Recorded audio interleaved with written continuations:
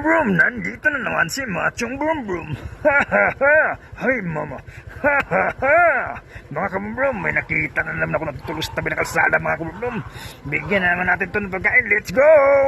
Punta tayo sa KFC mga kabrum para bumili ng pagkain para ibigay doon sa natutulog sa tabi ng kalsada.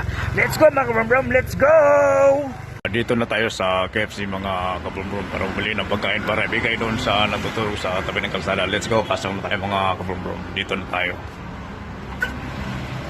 Dito tayo mga kabrum. Bili na tayo ng pagkain. Let's go! Bibili na tayo. Let's go!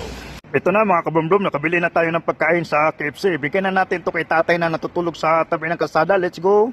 Bigyan na natin to. Let's go! So mga kabrum, ihatid na natin itong pagkain doon sa natutulog sa tabi ng kalsada. Let's go! Nakatulong na naman tayo ngayong gabi mga kabrum doon sa natulog sa tabi ng kalsada. Let's go mga kabrum, ihatid na natin to. Let's go!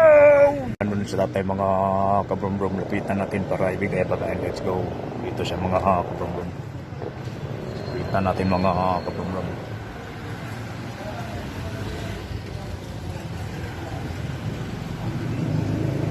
Let's go mga kabrum, nabigay na natin pagkain ng tatay. Let's go!